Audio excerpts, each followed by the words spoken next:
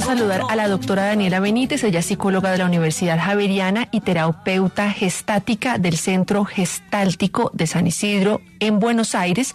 Es certificada en Mindfulness por la Sociedad Argentina de Mindfulness y actualmente cursa un profesorado de Kundalini Yoga en Happy Yoga. Tiene más de 5 años de experiencia acompañando procesos de psicoterapia y autoconocimiento. Dani, muy buenas tardes. Buenas tardes, Carolina, ¿cómo estás? Buenas tardes, Camila, y a todos los oyentes también. Pues Daniela, muy contenta de tener este tema que yo les decía a los oyentes que puede sonar como de moda, pero pues la autoestima todos deberíamos tenerla desde chiquito, pero es algo de lo que no se ha hablado muchas veces y uno a veces cree que autoestima es ser creído, creerse bello, creerse famoso, creerse exitoso, pero la autoestima va más allá. ¿Qué es la autoestima exactamente? Claro que sí, la autoestima es como este conjunto de percepciones y valoraciones que tenemos de nosotros mismos y digamos que cuando la tenemos alta se relaciona mucho como con esta capacidad de querernos, valorarnos, aceptarnos y saber cuidarnos, y digamos que cuando está baja tiene más que ver como con una propiocepción un tanto pobre de nosotros mismos y de nuestra sensación de valía. Sí, Daniela, ¿cómo empezamos a crear nuestra autoestima? ¿Desde dónde viene? ¿Desde dónde llega? ¿Por qué podemos decir que unas personas tienen la autoestima más alta y otros más bajo? Okay. El autoestima la empezamos a formar cuando estamos chiquitos. Digamos que gran parte de lo que se trabaja con adultos en sus procesos terapéuticos tiene que ver con reconstruir esas bases de infancia, porque la manera en la que nos percibimos tiene mucho que ver con la forma en la que nos perciben nuestros cuidadores cuando estamos chiquitos. Entonces empezamos como a acumular o a guardar esas memorias y esa forma en la que somos percibidos por otros, las cosas que valoran de nosotros, las cosas que debemos corregir. Digamos que tomamos de nuestros cuidadores nuestra sensación de valía y las características que identificamos que son valorables por otros. Entonces se empieza a formar desde chiquitos. Es decir, Daniela, que por ejemplo, si yo tengo una madre o un padre que me critica todo el tiempo, que me dice que no soy capaz, que me dice que soy mentiroso o que de alguna manera vive juzgándome, mi autoestima y mi desarrollo de la autoestima va a ser menos que la de aquel pequeño al que la mamá siempre dice, qué bien, lo lograste, o cómo te fue de bien, te admiro mucho, como frases así muy, como podríamos decir, que alegran al muchacho o que también lo incentivan. Sí, pues digamos que es importante que exista como ese balance y que podamos ser percibidos de una manera como descriptiva. Digamos que lo más importante en nuestra infancia es que nosotros podamos reconocer nuestra sensación de valor, que podamos identificar las cosas que estamos haciendo bien, que se nos reconozcan nuestros logros. Sin embargo, pues también puede pasar que nos vayamos al otro extremo y que al valorar solo estas cosas positivas nos cueste identificar estas otras cosas en las que tendríamos que aprender o mejorar. Pues, digamos que ahí sería importante como tener un balance entre estas cosas que son valorables, que hacemos bien, y haya una capacidad de autoobservación que muchas veces también la pueden generar nuestros padres. Mira, eso lo hiciste bien y en esto otro podemos mejorar. Digamos que la idea no es solo que se destaque estas cosas en las que estamos bien, sino que haya una base en donde la mirada no sea solo autocrítica, sino también se nos entreguen ciertos recursos para poder manejar esas situaciones en las que podríamos mejorar. Pero Daniela, podríamos, digamos, en el caso hipotético de lo que dice Carolina, si cuando yo era pequeño, mi papá me decía cosas como está mal, así no, eso no se hace, ¿puedo igual con el tiempo cambiar mi autoestima, mejorar? Claro que sí, claro que sí. Digamos que cuando nosotros estamos pequeñitos vamos desarrollando como esta identidad de nosotros mismos con base a lo que escuchamos de nuestros cuidadores, y esto muchas veces, digamos la mayoría de las veces, se convierte en eco y en nuestra voz interior. Cuando ya, digamos, nosotros nos vamos dando cuenta de estos efectos, sí se puede hacer un trabajo, digamos, para esto sirven también los espacios terapéuticos, y es para identificar la manera en la que nos estamos percibiendo a nosotros mismos y empezar a generar cambios en esta percepción, muchas veces desde esa mirada autocrítica o de esa mirada crítica de nuestros padres, que a veces viene de la exigencia y de esta intención a que logremos más. pues terminamos construyendo como esta versión de nosotros en donde nos cuesta identificar lo positivo, pero con procesos terapéuticos o en la medida en la que nos vayamos dando cuenta y lo vayamos trabajando, podemos volver este diálogo un diálogo un poco más amable, también un diálogo realista, porque todos tenemos habilidades y cuestiones a mejorar, pero que tenga una mirada aceptativa en donde me puedo conocer en mis recursos, en mi capacidad de afrontar situaciones difíciles, en lo que me hace especial y diferente de otros. Claro que es posible trabajarlo. Daniela, mire que nos escribe un pensionado de la policía con una pregunta que es bien interesante. Yo soy pensionado de la policía, en algunos momentos me siento con una autoestima baja cuando me siento bajo órdenes de persecución. Esto podríamos decir que viene parte de un desorden, de un post-traumatic disorder, o que podríamos decir que tiene que ver, porque no sé si es baja autoestima o quizás miedo. ¿Qué podríamos decirle al oyente? Claro, digamos que bueno, es muy importante que este espacio no reemplaza un espacio terapéutico y que para conocer el caso en específico sería muy importante que esta persona pudiera tener un espacio de terapia, pero tal como tú lo decías, muchas veces confundimos escenarios en donde tenemos miedo o temor y nos sentimos sin recursos para enfrentar una situación, y eso no necesariamente está relacionado con una baja autoestima. Nosotros podemos tener temor porque la situación es retadora, y después de atravesado ese temor, identificar que tenemos recursos para afrontarlo. Sí pasa también que cuando nosotros estamos constantemente en entornos de exigencia, en donde son recalcadas estas cosas, estas cuestiones, en las que erramos o que podríamos hacer distinto, se tiende a generar como un clima interior de miedo, similar incluso a la persecución, porque sí vamos, como nos contamos el relato de que no teníamos los recursos para enfrentar ninguna amenaza externa. Y eso sí puede tener que ver con el autoestima, porque cuando no conozco mis recursos, mis habilidades, mis cualidades, pues cualquier situación externa va a ser retadora y puede ser percibida como una persecución o como una amenaza. Claro. Mire, también quería yo preguntar, porque me parece muy acertado lo que decía Carolina y lo que escribe en el libro, y es el amor propio. Va ligado, va de la mano la autoestima y el amor propio. No son lo mismo, ya lo sabemos, pero ¿va ligado uno con el otro? Claro que sí. Fíjate que esta palabra de autoestima también incluye como la capacidad de estimarme, de quererme. Cuando nosotros tenemos como esta percepción y esta valoración de nosotros en un estado alto, pues tiene mucho que ver con el amor propio, porque empezamos a tener acciones de autocuidado, de autoaceptación, de autoconfianza, que a mí me gusta ponerlo como en términos de otras relaciones. Y digamos que pasa lo mismo cuando uno va formando una relación con alguien que uno ama, y es que va queriendo cuidar a esa persona, que lo va aceptando, que le va viendo lo bonito, que conoce su valor. Entonces, cuando trabajamos en nuestra autoestima, pues se crece ese amor propio, porque estamos trabajando como en las características que nos nutren emocionalmente y que nutren ese amor y ese afecto propio. Daniela, ¿cómo hace uno para saber si uno tiene baja o alta autoestima o autoestima normal? Como que podríamos decir que hay normal, baja, alta, o solo baja y alta, y que sería como la diferencial. Sí, digamos que yo la diferencia entre baja y alta, digamos que, bueno, habría también casos en donde se puede exagerar en la autoestima, que son casos en donde vemos solamente nuestras cualidades y nos cuesta reconocer esas limitaciones, estas cuestiones a trabajar.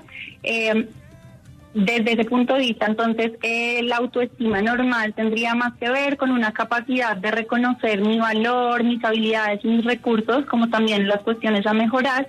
Y en una autoestima, digamos, baja, pues estaría como esta percepción en donde estamos constantemente menospreciándonos, o estamos como con la imposibilidad de ver nuestras habilidades y esas como cualidades.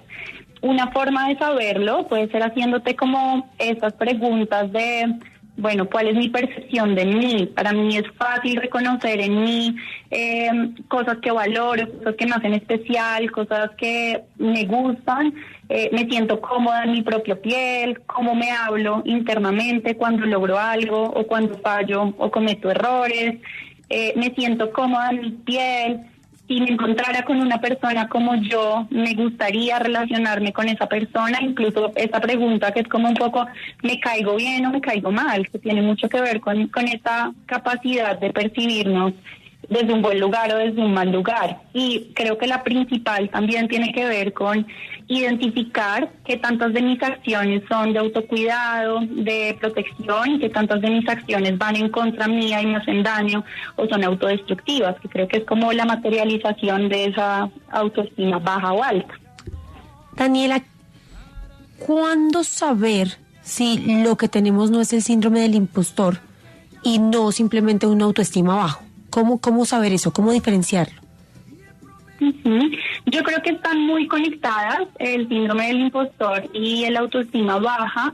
Digamos que muchas veces el síndrome del impostor aparece como episodios, y creo que todos hemos atravesado situaciones en donde sentimos que no sabemos si la vamos a lograr o no la vamos a lograr, o donde nos cuesta como adueñarnos de esas habilidades y reconocernos como seres capaces.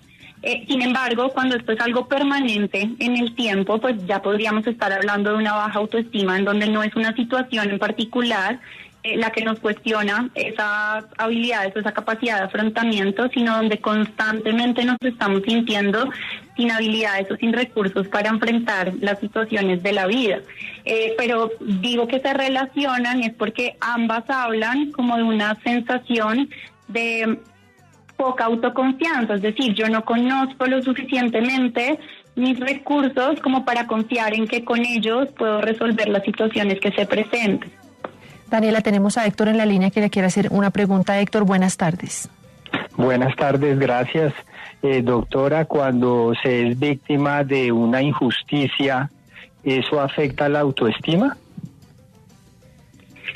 Buenas tardes, Héctor, ¿cómo estás? Yo creería que pues depende de cada caso en particular. Sí puede tener que ver con alguna dificultad después en el autoestima, porque acá se está jugando directamente la percepción y la valoración que tienen otros sobre nosotros mismos. Entonces habría que digamos, identificar puntualmente cuál es la injusticia y cuál es el efecto que eso está generando en la persona, pero sí podría tener daños en el autoestima, porque pues podría implicar que la persona se perciba a través de los ojos de alguien más que no lo está viendo desde la realidad de la situación completa.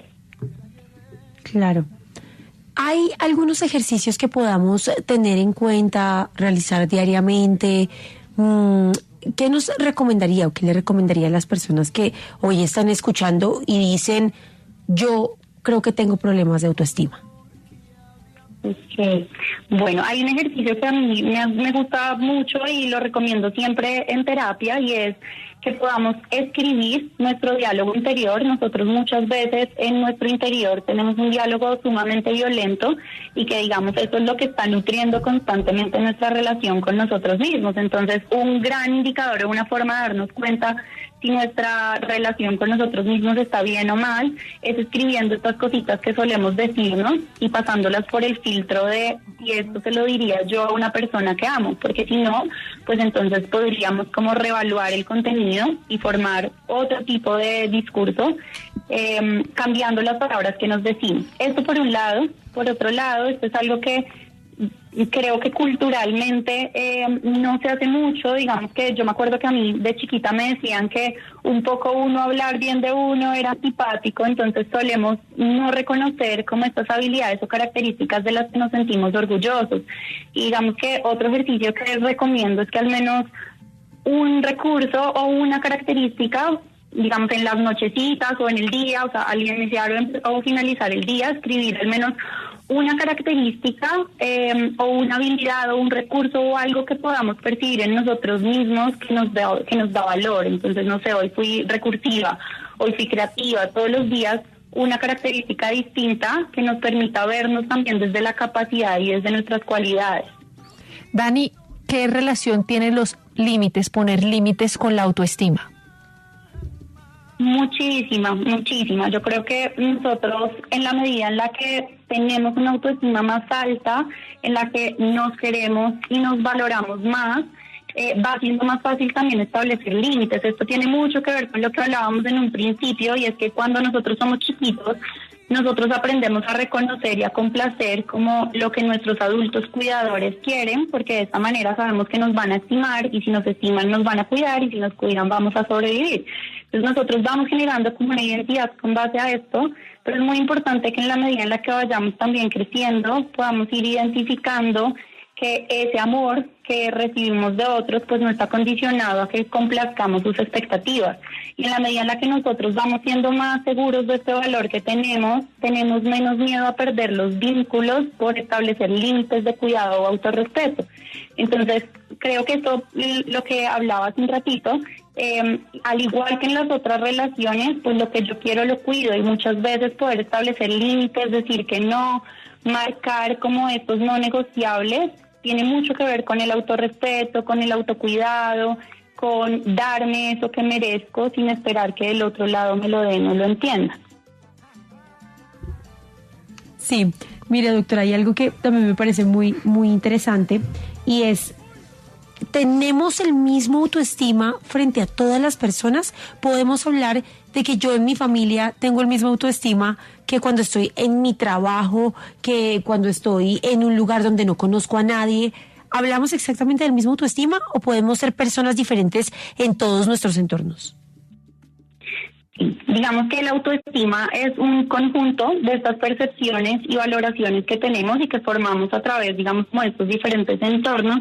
Sin embargo, tal como tú lo mencionas, sí es posible que nosotros no tengamos más o menos confianza con respecto a ciertas relaciones, que por ejemplo, frente a nuestra casa, en donde estamos con nuestros cuidadores, que muchas veces nos mencionaron eso que deberíamos mejorar, o cueste más reconocernos desde nuestras habilidades. Nuestras relaciones pues tienen muchísimo que ver con nuestra autoestima, porque son lo que están constantemente nutriendo esta capacidad de vernos. Por eso dicen un poco que los otros son nuestro espejo, porque sí nos espejamos y nos reconocemos a partir de lo que las otras personas emiten como juicios. Entonces sí puede pasar que nuestra sensación de confianza y la valoración que tenemos varíe con las personas. Sin embargo, acá pues es algo que se trabaja mucho en terapia, que son nuestros procesos de autoafirmación, y es el poder yo tener tan segura este valor que tengo, estas capacidades, estas habilidades de lo que soy, que no me deje, digamos, como es imposible que no me afecte, porque claro que nos afecta la opinión de otros, pero que no termine de definirme por lo que las otras personas dicen, sino haya esta posibilidad de filtrar. Esta es la manera en la que me perciben, por ejemplo, mis papás, pero a ver, me recuerdo yo qué cosa soy, que de eso me creo, que de eso no me creo, que de esto puedo usar como aprendizaje, o que esto me está destruyendo y necesito sacar de mi organismo. Estamos con la psicóloga Daniela Benítez hablando sobre el manejo de la autoestima. Vamos a ir a una pequeña pausa comercial y ya regresamos en Salud y Algo Más. Estamos hablando de la autoestima con la psicóloga Daniela Benítez. Daniela, nos pregunta: si tengo una pareja dominante, autoritaria y que se hace lo que diga y nada más, aún sabiendo que está mal, para evitar discusiones, ¿eso se llamaría una falta de autoestima? Digamos que, bueno, habría que valorar varias cositas. Sin embargo, pues tiene que ver con esto que hablábamos hace un ratico de la sensación de valía y de elegir en nuestras relaciones, digamos, como esas características que nos nutren o nos drenan. Cuando nosotros cuidamos de nosotros mismos, y vuelvo y pongo el ejemplo de otras relaciones, podemos pensarlo como en términos de cuando nosotros amamos y queremos mucho a alguien, permitiríamos para esa persona este tipo de dinámicas o generaríamos modificaciones. Digamos que acá pues habría que ir al caso en particular, no necesariamente tendría que ver con una baja o una alta autoestima. Sin embargo, sí es importante que trabajes en reconocer como tu sensación de valía y en confiar en que tienes los recursos para establecer dinámicas distintas y relaciones más acordes a eso que estás queriendo o necesitando. Daniela, si nosotros empezamos a trabajar en nuestra autoestima, ¿cómo va a cambiar nuestra vida? ¿Qué aspectos pueden mejorar y cómo va a empezar a vernos la gente? Ok, bueno, es importantísimo. De hecho, creo que es lo que más se trabaja en procesos de terapia, porque en la medida en la que nosotros, digamos que para poder estimarnos, nosotros tenemos que conocernos, y en la medida en la que nosotros nos vamos conociendo, comprendiendo y aceptando, va siendo más fácil identificar qué cosas nos hacen bien, qué cosas nos generan malestar, y digamos que nos responsabilizamos de nosotros mismos y empezamos a generar una vida acorde a esto que queremos y necesitamos. Entonces tiene grandes cambios y grandes efectos en todo lo que es nuestra vida, porque empezamos a construir y a darnos cuenta que somos los únicos responsables de esta vida que tenemos. Entonces, pues empezamos a generar una construcción de esa vida de acuerdo a lo que sentimos que merecemos. Y en la medida en la que yo siento que valgo y que me quiero dar amor y que me cuido, pues mis relaciones empiezan a ser también saludables, a darme amor, a, digamos, como a vibrar en esa misma sintonía que estoy construyendo desde adentro. Como es adentro es afuera, entonces funciona así. Bueno, pues doctora Daniela Benítez, le queremos agradecer por haber estado aquí con nosotros. Cuéntenos en dónde lo pueden contactar los oyentes y las personas que quieran seguir su contenido o tener una sesión con usted. Muchísimas gracias a ustedes por el espacio y me pueden seguir en Instagram en @PSI Daniela Benítez con B larga y Z, o en @Tu Alma en Calma, en donde estamos en un colectivo con algunas psiquiatras y psicólogas prestando como esta atención integral.